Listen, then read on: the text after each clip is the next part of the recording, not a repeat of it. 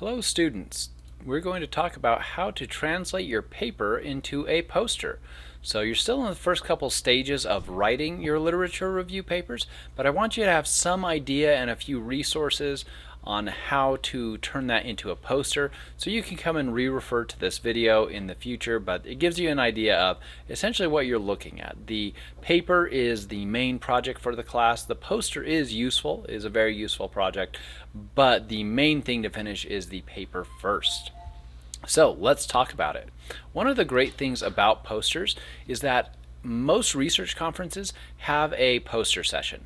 So a poster session is a really good entry point for researchers. So this is really good for researchers who are new in the field. This is really good for researchers who have a really new project that they don't have a lot of data on yet. And if you can see here, this is essentially what it looks like. Generally, a conference will be at a hotel or some convention center, and all these big boards with posters on them. So you apply to have your poster displayed during the time. You're given hours of, like, you'll be in this poster session from like this 2-hour block of time, where you'll basically be expected to stand next to your poster like this person here and answer questions about it. People will come through, read the posters, learn about your research, ask you questions. It's a lot quicker than an entire paper session. So a lot of times you'll do maybe a 10, 15, 20, 30, sometimes like 45-minute talk about the research you're doing, or with a group you'll talk about your research, and it's more like a PowerPoint presentation. So you'll talk about things, you'll display things on a screen, that kind of thing, and then you'll have like question and answers. This is kind of everything all at once in a much more informal setting. So it's a really good entry point for new researchers to get a taste of what a research conference is like. It's a really good thing to do if you have some new data, like a new project where you're not even close to like finishing the project, but you have some new findings already that you want to get out there or want to get some feedback on. So a lot of people can obviously present at the same time. So here we see 1, 2, 3, 4, 5. I'm not going to count them all, but lots of people can present posters. If you're not able to, there's limited amount of time for paper presentations, but posters, they essentially tend to take a good number of those. Very often posters are not rejected unless there's too many, essentially. So early career researchers, so if looks like my coffee mug was being seen in the video. So early career researchers are a good, so you as students who might be doing a research project for a class or anything like that could apply to a nearby research conference, see if you could present a poster at it. If you've, like I said, if you've just begun a study, you have like maybe a plan of 5 studies, but you've only completed 1 or 2 of those 5 studies, there might be some interesting data that you might want to share. So this would be a good way to deliver that. And with a poster, essentially for this class and for a poster in general, what you're doing is you're summarizing key points that would be in a research paper into a poster format. So you'll have an abstract, you'll have an introduction, you'll have a method section, you'll have a results section, discussion section, and reference section. So all of those main components just shortened a lot. So you might see the little blocks over here. This right here is the abstract, probably. I obviously can't read it. Probably the titles up here with the author's names, abstract, maybe introduction or intro, and then methods. I can see some graphs here. There's some results, maybe a little bit of discussion, and then references over here. That's generally what you see on a poster. So oftentimes you'll have some graphs or some data. It's much less text than a standard paper. So while a standard paper might be 12 pages long, a poster, it would be the equivalent of maybe like 3 or 4 pages. So using bullet points rather than full sentences is really advised for these kinds of things. You might see in the background of this picture, honestly, I'm not sure how much of this screen capture is capturing the detail in these posters, but this person looks like they have whole paragraphs written down there. It's a lot easier to read just bullet points, and then you can talk about those points to the people who are interested in your research. So I want to show you some examples of posters that I have presented. I'll show you my first poster ever when I was at about your level in school. So this was my junior year of college, I think. And this was my first poster, my first study I tried to do myself. And that would be this one. So I'll show you some things with this one and some of the other examples. Here we've got the title, my name.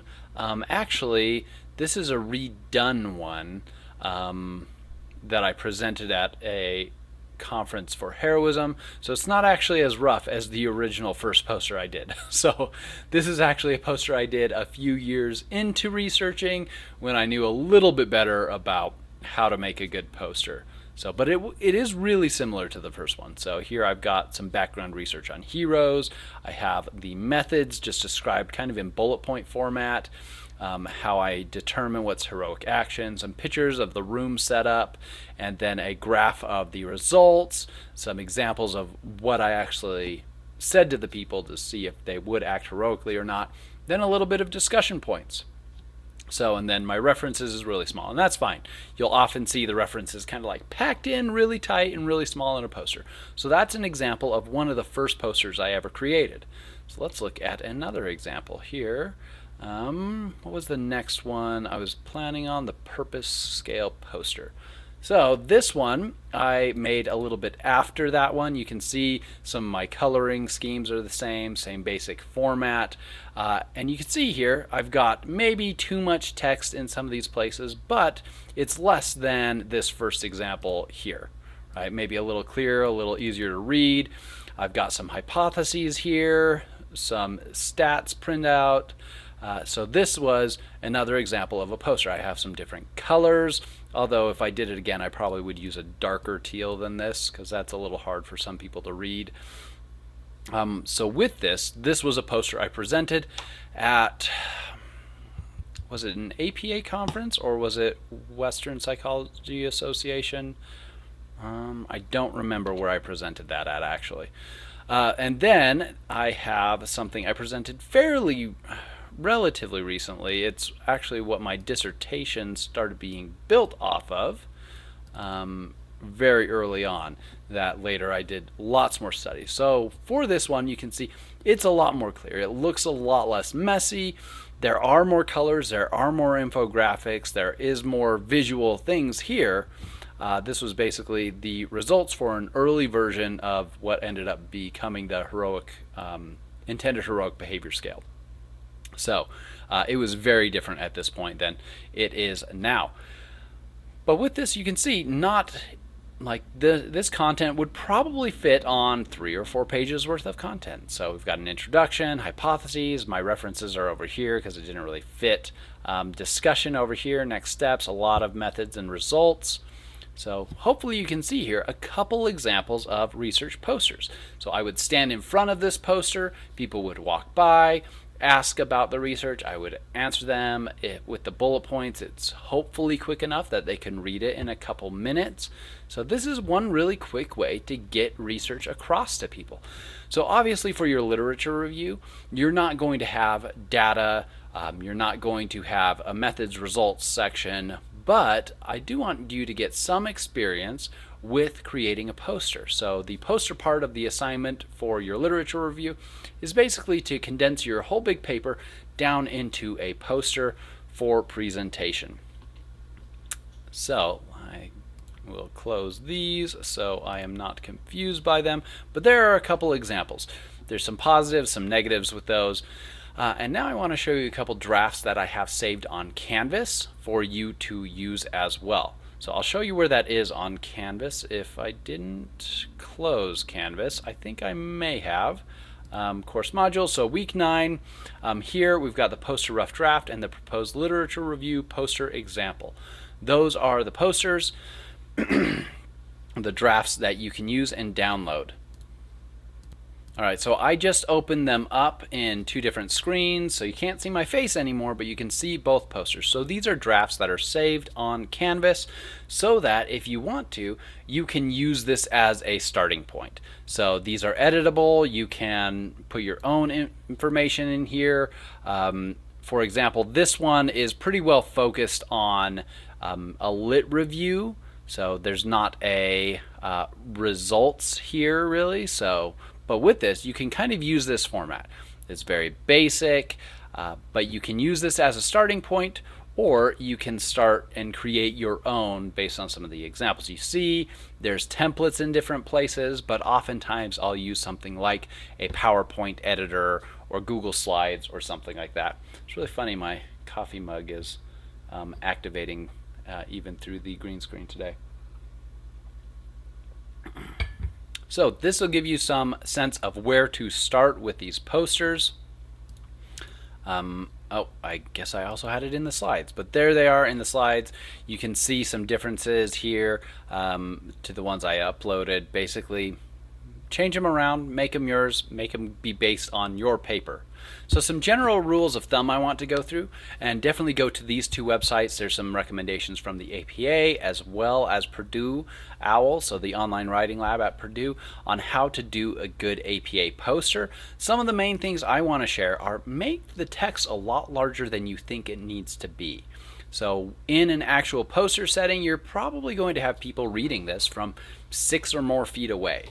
So having a whole paragraph of text really small, yeah, you might be able to read that if you come right up next to the poster and like look and read it, but you want it to be able to be readable from a few feet away. So someone who's just passing by the poster, they can get a sense of what's going on and see if they want to investigate and ask you questions. So it also makes it hard for other people to read it. If there's just two people at a poster reading different parts of it, like this close to it, it's going to be really, really hard for other people behind them to read your poster. So make sure you can read it from a few feet away. If you need to make your text too small, maybe just rewrite your sentences. Change them to bullet points, be shorter, be more concise, just edit things down. So the poster is a big summary of your paper, and you can summarize sentences. There might be some really relevant sentences that you want spelled out to be really clear about something, but try as much as you can to have bullet points about points in your paper. So symmetry is really nice. So as you can probably tell with some of the examples I showed, a lot of them are very symmetrical overall. So the overall page design is pretty symmetrical, but it's not required. Focus on the findings in an actual research publication. A lot of your posters should be the findings that you have, your results and your discussion. In your examples, it'll be essentially the main things you've learned from your literature review. That's your findings essentially. So focus on those things, the things you've learned, the things that you've put together from your literature review. Spend more of this poster space on those interesting findings. And it says rather than lit review, that's really focused on like if you're doing a study. So if you do a study, you have results, focus on those results. For your case, your poster will be on a lit review. Focus on the interesting things you learned. So make sure to use a clear background. The drafts I have are just white backgrounds. That's easy to read with maybe a black text in the foreground. So remember, some people have color blindness, so some of my images that have different colors on some of those posters were really bad for someone who's colorblind. So include your contact information. One thing I like to do is put my email near my name as well as a QR code somewhere on the poster. So that people can just scan that and download the poster, and maybe even it goes to my website. So they go to my website where they have my email as well as they can just download the poster. So that's one thing I think is really easy. All right, so with that, hopefully you learned a little bit more about some general rules of thumb for posters. Again, these are some basic drafts. You can start with these or you can start just from scratch. It just gives you a place to start if you feel like you don't know where to start with this. And these are some that you could build off of. So again, this is for translating your big literature review paper into a poster, and it's a really good way. You could even present this at a conference at Salt Lake Community College. Depending on the semester, you might be matched up with a psychology conference, like an undergraduate psychology conference, and so there have been students in my class in the past that have used this poster and actually gone to the conference to talk about their lit review that they've done in public with other people, talked about the findings that they found interesting, what kind of studies they think should be done in the future. And that can be a really, really great way to get some experience doing research and seeing what a research conference is like. So take those kind of opportunities.